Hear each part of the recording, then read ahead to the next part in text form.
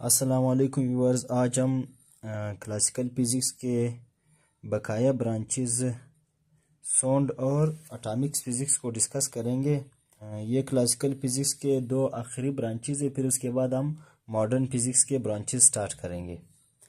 तो देखते हैं साउंड किस चीज़ को कहते हैं, साउंड फिज़िक्स में हमने क्या पढ़ना है, इसको देखते हैं। In this branch,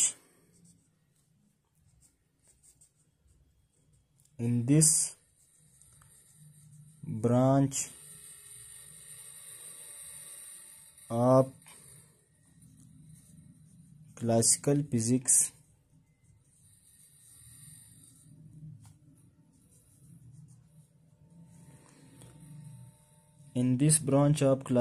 physics, we study about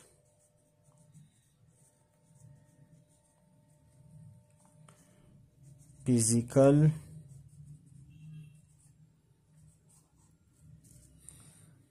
aspects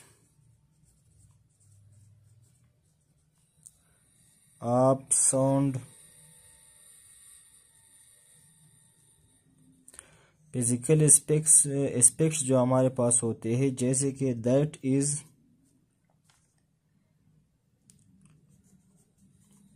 wavelength,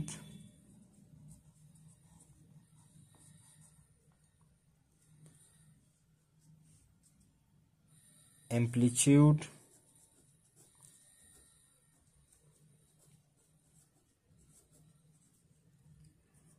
and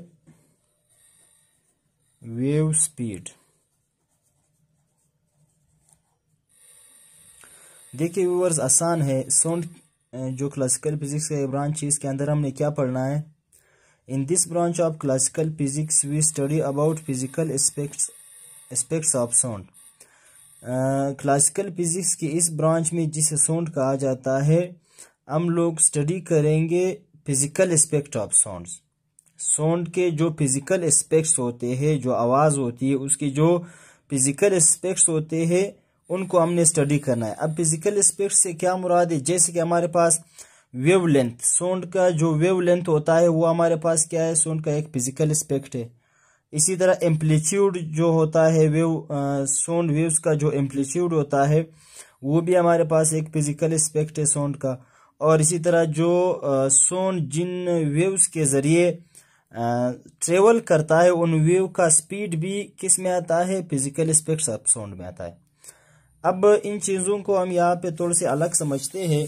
सबसे पहले तो हम ये समझेंगे कि ये जो साउंड है ये कैसे एक जगह से दूसरी जगह तक ट्रेवल करता है, यानी ये किन वेव्स के जरिए ट्रेवल करता है। अब थोड़ा सा यहाँ पे बेसिक्स हम वेव्स के बारे में पढ़ते हैं। वेव्स के जो हमारे पास है बेसिक दो टाइप्स होते हैं। वेव्स बेसिकली हमारे पास दो टाइप्स में डिवाइड हो जाते हैं। एक को हम कहते हैं mechanical waves,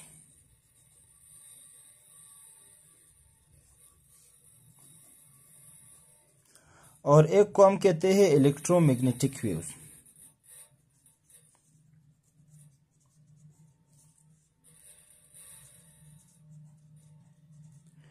electromagnetic waves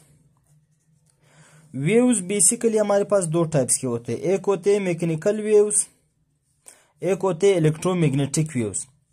mechanical waves क्या होते हैं, मैकेनिकल वेव्स हमारे पास वो वेव्स होते हैं जिनको मीडियम की जरूरत होती है, नीड मीडियम, जिनको मीडियम की जरूरत, यानी इन वेव को एक जगह से दूसरी जगह तक सफर करने के लिए, ट्रेवल करने के लिए, जाने के लिए मीडियम की नीड होती है, मीडियम की जरूरत होती है। जबकि हमारे पास जो इलेक्ट्रोमैग्नेटिक वेव्स है, इनको no need of medium, no need medium, इनको किसी मीडियम की जरूरत नहीं होती। जैसे कि हेयर हमारे पास एक मीडियम है, इसी तरह पानी भी एक मीडियम है, हवा भी एक मीडियम है। ये बगैर मीडियम के भी सफर कर सकते हैं, ट्रेवल कर सकते हैं, एक जगह से दूसरी जगह तक जा सकते हैं। जैसे कि लाइट वेव जो है वो इलेक्ट्रोमैग्नेटिक वेव है, इनको किसी मीडियम की जरूरत नहीं रहती। इसी तरह जो हमारे पास सिग्नल वेव्स जो होते हैं या रेडियो वेव्स जो होते हैं, ये भी हमारे पास इलेक्ट्रोमैग्नेटिक वेव्स होती है, इनको किसी मीडियम की जरूरत नहीं होते। जिनको मीडियम की जरूरत होती है वो मैकेनिकल वेव्स होते हैं, जैसे कि वाटर वेव, पानी के जो वेव्स होते हैं उनको मीडियम की जरूरत होती है। अब ये मैकेनिकल वेव्स, इनके फिर फर्दर मोर दो ब्रांचेस है, यानी इनके दो टाइप्स है। इस मैकेनिकल वेव के फिर दो टाइप्स होते हैं। ये तो इलेक्ट्रोमैग्नेटिक वेव हो गया, इनको मीडियम की जरूरत नहीं होती। मैकेनिकल वेव को मीडियम की जरूरत होती है। अब इस मैकेनिकल वेव के फिर फर्दर मोर दो टाइप्स होते हैं। एक हमारे पास होते हैं ट्रांसवर्स वेव, ट्रांसवर्स वेव्स। ये जो ट्रांसवर्स वेव्स होते हैं ये मैकेनिकल वेव के टाइप से। और एक दूसरी किस्म है मैकेनिकल वेव की जिसको लॉन्गिट्यूडनल वेव कहते हैं, लॉन्गिट्यूडनल वेव्स। अब ये जो मैकेनिकल वेव है इसके अपने दो टाइप्स होते हैं, एक ट्रांसवर्स वेव्स होते हैं, एक हमारे पास लॉन्गिट्यूडनल वेव्स होते हैं। अब इनको समझते हैं। ट्रांसवर्स वेव्स क्या होते हैं? ट्रांसवर्स वेव्स जैसे कि वाटर वेव्स हमारे पास ट्रांसवर्स वेव्स है। ये ट्रांसवर्स वेव्स वो मैकेनिकल वेव है जिसमें जो मतलब वेव कैसे होता है, वेव उस वक्त बनते हैं जब मीडियम के जो पार्टिकल्स है वो क्या आ जाते, वाइब्रेशन में आ जाते, तब हमारे पास वेव्स बनते। अब ट्रांसवर्स वेव्स के अंदर क्या होता है, जो पार्टिकल के जो मीडियम के जो पार्टिकल्स होते हैं वो क्या होते हैं, वो अपोजिट डायरेक्शन में वाइब्रेशन करते हैं वेव्स के मोशन का। देखो किस तरह ट्रांसवर्स वेव्स, यहाँ पे थोड़ा सा इनको समझते हैं ट्रांसवर्स वेव्स को।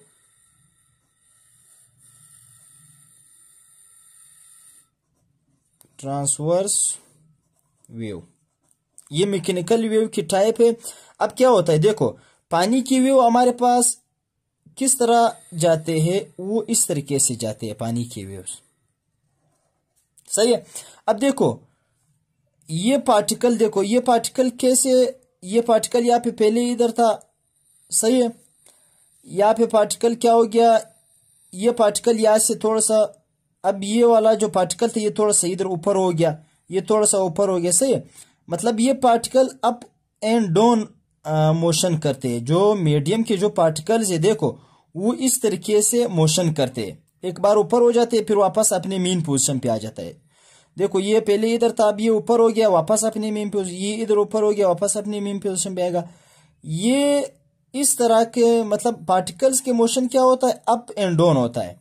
लेकिन वेव का मोशन क्या होता है, वो इस तरफ होता है। अब देखो पार्टिकल, मीडियम के जो पार्टिकल है वो इस तरह मोशन करते हैं ऊपर नीचे, जबकि हमारे पास वेव का जो मोशन है, वेव तो इस तरफ जा रहा है, वेव का मोशन इस तरफ हो रहा है। तो इस तरह का वेव्स जिसमें पार्टिकल्स जो होते हैं मीडियम के वो अप एंड डाउन मोशन करते हैं, और जो वेव का मोशन है वो उसका अपोजिट होता है। मतलब पार्टिकल का, मीडियम के पार्टिकल का जो मोशन है और जो वेव का मोशन है वो एक दूसरे के अपोजिट होता है, मतलब एक दूसरे के दरमियान 90 का एंगल बनता है, सही है। इस टाइप की वेव को, ये मैकेनिकल वेव का एक टाइप है, इसको हम क्या कहते हैं, ट्रांसवर्स वेव कहते हैं। जबकि हमारे पास लॉन्गिट्यूडनल वेव में क्या होता है, लॉन्गिट्यूडनल वेव की तरफ देखते हैं, इसमें किस तरह फिर प्रोसेस होता है मोशन का।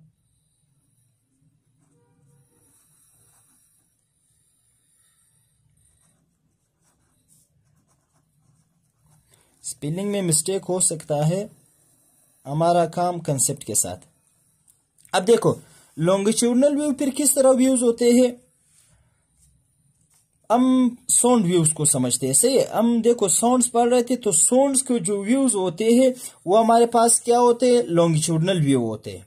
साउंड के जो व्यूज होते हैं वो लॉन्गिट्यूडनल व्यू होते हैं। अब किस तरह होता है, देखो यहाँ पे एक स्पीकर है, उसके अंदर यहाँ पे हम एक स्पीकर बना लेते हैं, ठीक है।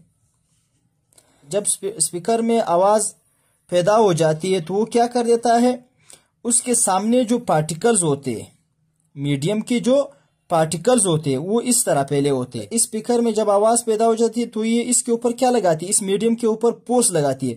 तो ये मीडियम के पार्टिकल, देखो मैं लाइन के जरिए पार्टिकल शो करवा रहा हूं, ये पार्टिकल क्या हो जाते हैं, ऐसे मिल जाते हैं आपस में, मतलब नजदीक आ जाते हैं पार्टिकल्स, सही है। फिर जब ये फोर्स खत्म हो जाता है, ये पार्टिकल फिर वापस क्या हो जाते हैं, एक दूसरे से दूर हो जाते। ये पार्टिकल क्या हो जाते, देखो पार्टिकल ऐसे, देखो इसने ऐसे फोर्स लगाया, पार्टिकल एक दूसरे के करीब आ गए, ऐसे करीब आ गए। फिर जब ये फोर्स खत्म हो गया साउंड का, फिर यहाँ पे क्या हो गया, ये पार्टिकल फिर वापस एक दूसरे से दूर हो गए, सही है। फिर दूसरा फिर जब दोबारा फोर्स आए, फिर ये क्या होगी, ये पार्टिकल जब देखो ये इधर करीब थे, इधर वापस दूर हो गए। अब फिर ये फिर क्या हो जाते, एक दूसरे के करीब ऐसे आ जाते हैं।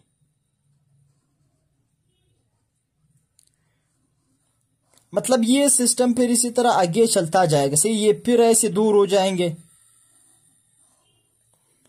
फिर ऐसे दूर हो जाएंगे, फिर करीब आ जाएंगे, इस तरह, सही है।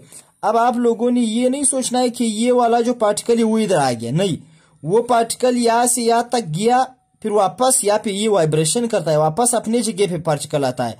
ये वाला जो है फिर ये क्या हो जाता है, वो जो दूसरा पार्टिकल है, फिर ये पार्टिकल उसको हरकत देता है, वो आगे जाता है, सही है। ये ऐसा नहीं कि ये पार्टिकल यहां से यहां आया है, वो अलग पार्टिकल है, ये अलग पार्टिकल है। लेकिन सिर्फ फर्क इनमें ये है कि देखो ये एक बार करीब होते हैं पार्टिकल, सही है, और एक बार फिर ये क्या हो जाते हैं, दूर हो जाते हैं, फिर वापस करीब हो जाते हैं, फिर वापस क्या हो जाते हैं, एक दूसरे से दूर हो जाता है, फिर वापस इस तरह के करीब आ जाता है। इसी तरीके से साउंड वेव जो है वो सफर। अब देखो यहाँ पे क्या हो रहा है, ऊपर क्या हो रहा था कि जो पार्टिकल थे वो अप एंड डाउन मोशन करते थे, जबकि वेव इस तरफ जा रही थी, यानी ये इन दोनों के मोशन एक दूसरे से क्या थे, अपोजिट डायरेक्शन में थे। जबकि यहाँ पे क्या हो रहा है, यहाँ पे जिस डायरेक्शन में पार्टिकल वाइब्रेशन कर रहा है उसी डायरेक्शन में वेव भी जा रहा है। अब देखो वेव भी इसी डायरेक्शन में जा रहा है, जबकि इसका पार्टिकल का मोशन भी इसी डायरेक्शन में हो रहा है। तो इस टाइप ऐसे वेव जिसमें जो पार्टिकल्स होते हैं मीडियम का, उनका मोशन और वेव का मोशन एक डायरेक्शन में हो, सेम डायरेक्शन में हो, ऐसे व्यूज को हम क्या कहते हैं, लॉन्गिट्यूडनल व्यूज कहते हैं, सही। जो साउंड व्यूज हमारे पास होते हैं वो लॉन्गिट्यूडनल व्यूज होते हैं। अब यहाँ पे देखो, यहाँ से हमने क्या समझा, यहाँ से हमने हमने ये समझा कि जो साउंड व्यूज होते हैं वो हमारे पास क्या होते हैं, सबसे पहले तो वो तो मैकेनिकल व्यूज होते हैं। मैकेनिकल व्यू के अंदर फिर वो क्या होते हैं, लॉन्गिट्यूडनल व्यूज होते हैं, ट्रांसवर्स नहीं होते, लॉन्गिट्यूडनल व्यू होते हैं। यानी वो व्यू जिसमें पार्टिकल्स का जो मोशन है वो व्यू के मोशन के डायरेक्शन के साथ सेम रहता है, सही है। अब यहाँ पे कुछ चीजें समझेंगे, जहाँ पे ये पार्टिकल यानी ये जो मीडियम के पार्टिकल है ये क्लोज्ड आ जाते हैं, इसको हम क्या कहते हैं, लॉन्गिट्यूडनल व्यू में जब पार्टिकल करीब आते हैं इनको हम कहते हैं कंप्रेशंस। इनको कंप्रेशंस कहा जाता है, सही है। जहाँ पे ये पार्टिकल दूर हो जाते हैं एक दूसरे से, देखो ये पार्टिकल इधर करीब थे, जब वाइब्रेशन हुआ था पार्टिकल करीब आए मीडियम की, यहाँ से पार्टिकल वापस दूर हो गए, इनको फिर क्या कहा जाता है, रेयरपेक्शन कहा जाता है। जब पार्टिकल दूर होते हैं इनको रेयरपेक्शन कहा जाता है, समझ में आ रहा है। जब पार्टिकल करीब थे इनको कंप्रेशंस कहा जाता है, और जब पार्टिकल्स दूर होते हैं इनको रेयरपेक्शन कहा जाता है। ये जगह भी रेयरपेक्शन का है, ये भी रेयरपेक्शन का है, ये कंप्रेशन का है, ये जगह भी कंप्रेशन का, ये भी कंप्रेशन का, सही है। इसको हम क्या कहते हैं, कंप्रेशन कहते हैं, इसको रेयरपेक्शन कहते हैं। अब इसका वेवलेंथ हमने डेफिनेशन में पढ़ा था कि इसके ये एक फिजिकल एस्पेक्ट, इसका वेवलेंथ भी है। वेवलेंथ हम कैसे मालूम कर सकते हैं, वो डिस्टेंस देखो, यहां से यहां तक का डिस्टेंस, यानी दो कंजिक्यूटिव कंप्रेशन के दरमियान जो फासला होता है, दो कंजिक्यूटिव कंप्रेशन के बीच जो डिस्टेंस होता है, या आप इस तरह भी कह सकते हो, दो कंजिक्यूटिव रेयरपेक्शन के बीच में जो फासला होता है, इनको हम क्या कहते हैं, वेवलेंथ कहते हैं, सही है। तो यहां से यहां तक भी वेवलेंथ है, अगर आप यहां से यहां तक ले लेते हो तो ये भी क्या कहलाता है, वेवलेंथ कहलाता है लॉन्गिट्यूडनल वेव का। समझ में आ रहा है क्या नहीं आ रहा है। अब हम वापस आते हैं अपने डिफिनेशन की तरफ। हमने एम्पलीट्यूड को यहाँ पे हमने क्या समझा, वेवलेंथ को समझा कि वेवलेंथ क्या होता है, और साथ में कंप्रेशन भी समझा और रेयरफैक्शन भी समझा। अब एम्पलीट्यूड की बात आती है। एम्पलीट्यूड फिर क्या होता है?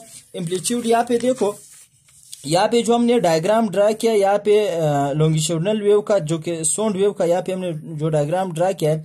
अब देखो जहाँ पे मीडियम के पार्टिकल एक दूसरे के करीब है, यानी कंप्रेशन में पार्टिकल एक दूसरे के करीब है, तो जब पार्टिकल एक दूसरे के करीब होता है उस वक्त जो डिस्टेंस होता है, यानी कंप्रेशन के दौरान पार्टिकल जब एक दूसरे के करीब आते हैं वहां पे जो डिस्टेंस होता है उसको हम क्या कहते हैं? एम्पलीट्यूड कहते हैं, साउंड वेव का एम्पलीट्यूड। अब अगर कंप्रेशन का डिस्टेंस ज्यादा है तो एम्पलीट्यूड ज्यादा हो गया, अगर कंप्रेशन का डिस्टेंस कम है तो उस वेव का फिर क्या है? एम्पलीट्यूड कम है। समझ में आ रहा है क्या नहीं आ रहा है? दो कंप्रेशन के बीच में जो फासला है वो हमारे पास वेवलेंथ कहलाता है, जबकि कंप्रेशन में जब पार्टिकल कंप्रेशन में होता है उस वक्त जो कंप्रेशन का जो डिस्टेंस होता है, वहां पे जो डिस्टेंस होता है उनको हम क्या कहते हैं? एम्पलीट्यूड कहते हैं साउंड वेव का। तो यहां से हम लोगों ने वेवलेंथ भी समझा, एम्पलीट्यूड भी समझा साउंड वेव का। बेसिकली हमने ये समझा कि साउंड वेव जो होता है वो हमारे पास लॉन्गिट्यूडनल वेव होता है, ठीक है। और फिर उसके बाद एंड वेव स्पीड, ये भी क्या है? एक फिजिकल एस्पेक्ट है। वेव स्पीड जो है मतलब ये वेव स्पीड इसको कहते हैं कि एक लॉन्गिट्यूडनल वेव का स्पीड क्या, यानी वो एक सेकेंड में कितना डिस्टेंस ट्रेवल करता है साउंड वेव, इसको हम क्या कहते हैं? वेव स्पीड कहते हैं। वेव स्पीड और कुछ नहीं है, हम ये देखते हैं कि एक वेव जो है, साउंड वेव जो है, वो एक सेकेंड में कितना डिस्टेंस कवर कर लेता है, वो वेव स्पीड कहलाता है। तो यहाँ से यहाँ तक हो गई वेव की, साउंड की बात। साउंड में हमने पढ़ना है physical aspect of sound. Physical aspect of sound में वेवलेंथ आया, एम्पलीट्यूड आया जो कि हमने समझा, और इसी तरह वेव स्पीड आया। अब हम एटॉमिक फिजिक्स को डिफाइन करेंगे।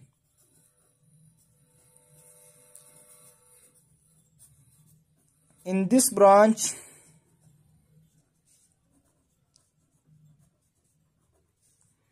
of classical physics,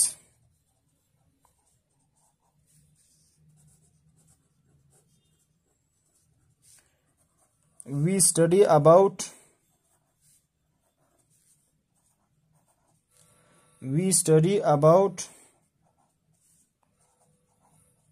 structure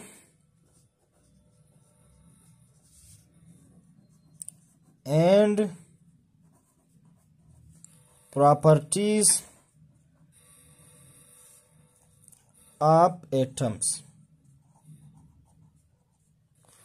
आसान है एटॉमिक फिजिक्स में, और कुछ नहीं है। एटॉमिक फिजिक्स ये क्लासिकल फिजिक्स का एक ब्रांच है। इसके अंदर हमने क्या पढ़ना है? In this branch of classical physics की इस शाख में हम स्टडी करते अबाउट स्ट्रक्चर, साख्त के बारे में, एंड प्रॉपर्टीज ऑफ एटम्स, और एटम के जो प्रॉपर्टीज होते, जो हमारे पास एटम्स होते हैं उनके स्ट्रक्चर के बारे में स्टडी करना, और उन एटम्स के प्रॉपर्टीज के बारे में स्टडी करना। मतलब मुख्तलिफ एटम्स के स्ट्रक्चर्स को पढ़ना और उस स्ट्रक्चर के बुनियाद पर उसकी प्रॉपर्टीज को पढ़ना, ये क्या कहलाता है? एटॉमिक फिजिक्स कहलाता है। एटॉमिक फिजिक्स के अंदर हम क्या पढ़ते हैं? मुख्तलिफ एटमों के स्ट्रक्चर और प्रॉपर्टीज के बारे में पढ़ते हैं। उम्मीद करता हूं कि इतनी बातें आपके समझ में आए होंगे। आज हमने क्या पढ़ा? साउंड फिजिक्स पढ़ा और एटॉमिक फिजिक्स पढ़ा। ये क्लासिकल फिजिक्स के आखिरी ब्रांचेस थे जिनको हमने डिस्कस किया। अब इंशाल्लाह नेक्स्ट लेक्चर में फिर हम क्या करेंगे? मॉडर्न फिजिक्स को डिस्कस करेंगे, और 1 बाय 1 मॉडर्न फिजिक्स के जो ब्रांचेस होंगे उनको हम क्या करेंगे?